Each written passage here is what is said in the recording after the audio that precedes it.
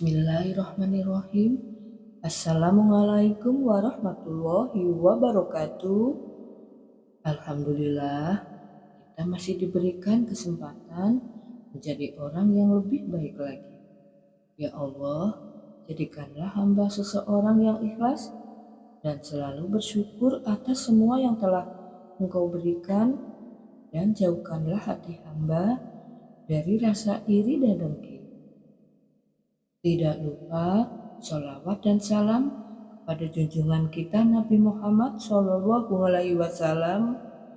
Allahumma sholli wa sallim ala nabiyyina Muhammad. Saudara-saudaraku, agama Islam mengajarkan para pengikutnya agar saling mencintai antar sesama, baik itu kepada orang yang kaya maupun orang yang miskin. Karena pada dasarnya tidak ada perbedaan antara hamba yang kaya dan hamba yang miskin, selain dari tingkat ketakwaan dan kepatuhannya dalam menjalankan perintah Allah Subhanahu wa Ta'ala.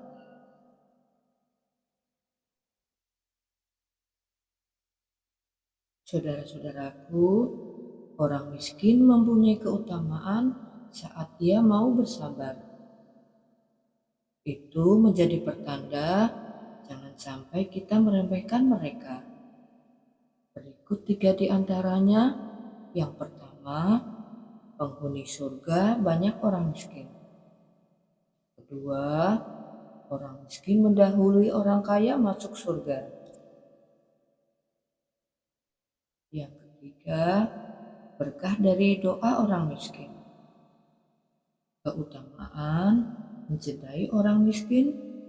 Ada sebuah doa yang diajarkan oleh Nabi kita Muhammad SAW yang isinya, Allahumma inni as'aluka bilal khairat wa tarkal munkarat wa hubbal masakin.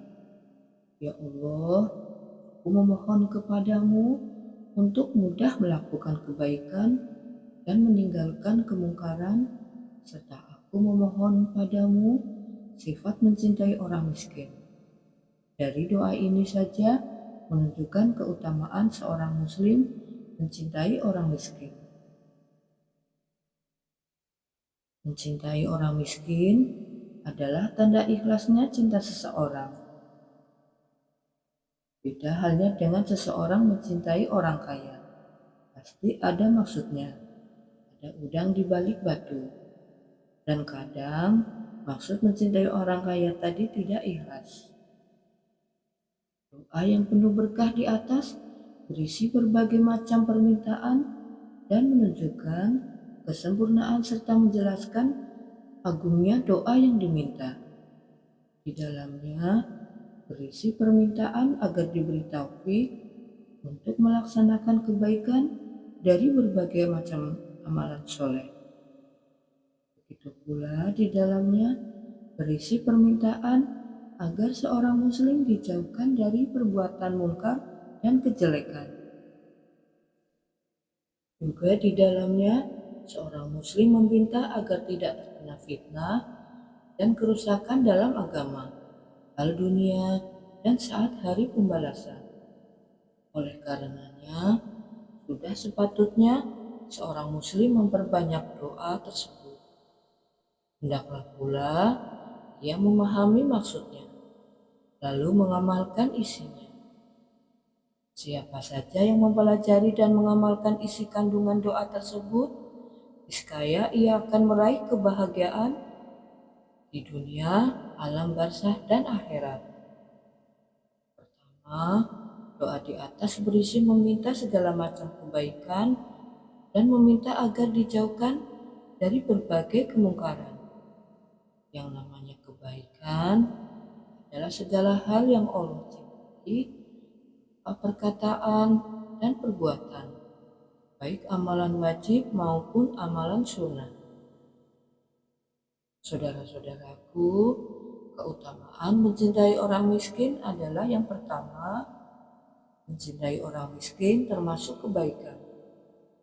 Dalam doa yang diajarkan di atas, mencintai orang miskin disebutkan secara tersendiri, dan ini menunjukkan pentingnya amalan ini di samping menunjukkan kemuliaannya.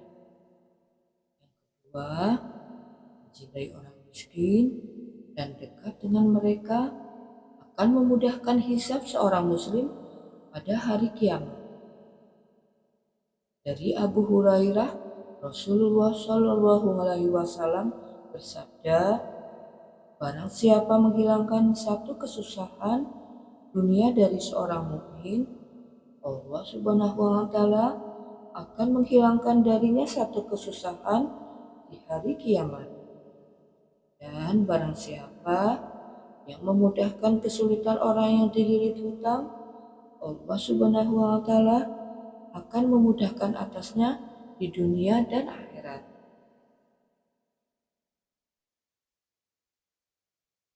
Dalam hadis Nabi Shallallahu Alaihi Wasallam berdoa agar bisa menjadi bagian dari orang miskin karena tawaduknya beliau. Bahkan bisa berkumpul dengan mereka di hari kiamat karena orang miskinlah yang mudah dihisab di hari kiamat. Tidak memiliki harta yang banyak dibanding orang kaya, sehingga mereka lebih dahulu masuk surga. Bukti bahwa sedikit harta akan sedikit hisabnya adalah pada hadis Mahmud bin Labid Rasulullah Shallallahu Alaihi Wasallam bersabda, dua hal yang tidak disukai oleh manusia. Yang pertama, padahal kematian itu baik bagi muslim tatkala fitnah.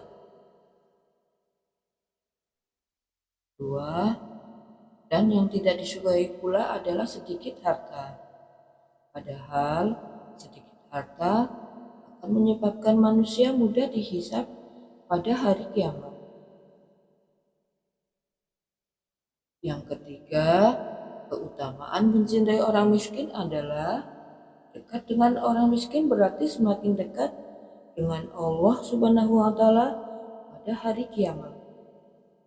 Yang keempat, mencintai orang miskin adalah landasan kecintaan pada Allah Subhanahu wa Ta'ala. Para ulama menjelaskan bahwa mencintai orang miskin adalah landasan kecintaan pada Allah Subhanahu wa Ta'ala. Karena orang miskin tidaklah memiliki materi dibandingkan orang kaya.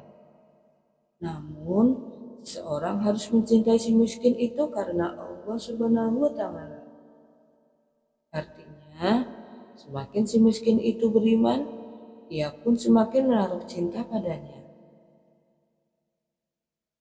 Dari Abu Umamah, Rasulullah Shallallahu Alaihi Wasallam bersabda, barang siapa yang mencintai karena Allah, membenci karenanya, memberi karenanya, dan tidak memberi juga karenanya, maka ia telah sempurna imannya.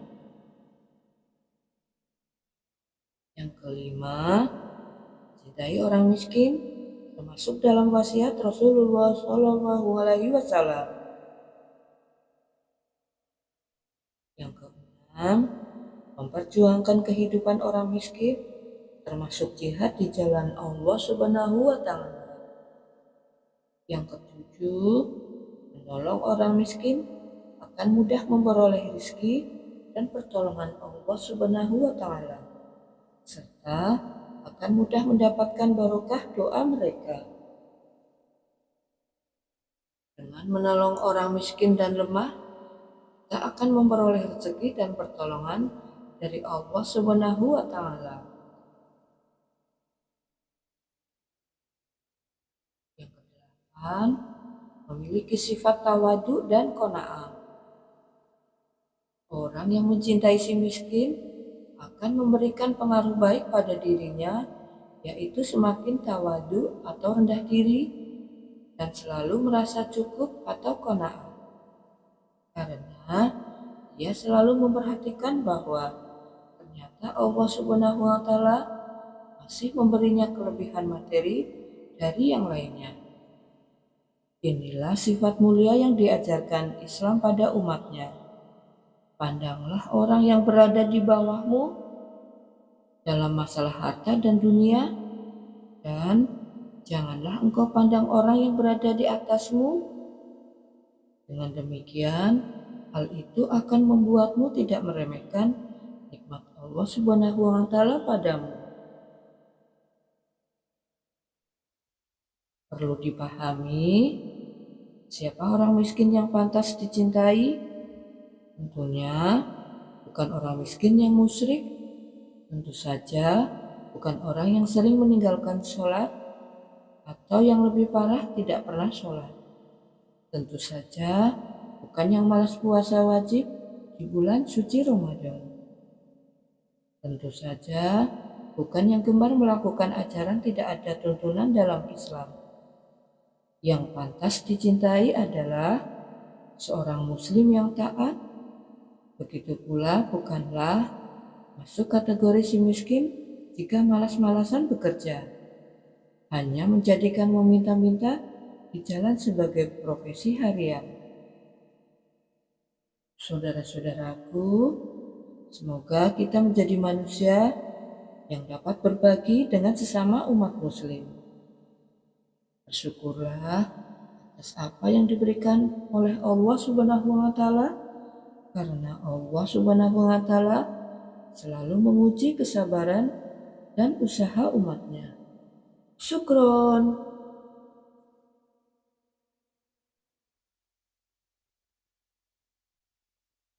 Bismillahirrahmanirrahim. Assalamualaikum warahmatullahi wabarakatuh. Alhamdulillah, kita masih diberikan kesempatan menjadi orang yang lebih baik lagi. Ya Allah, jadikanlah hamba seseorang yang ikhlas dan selalu bersyukur atas semua yang telah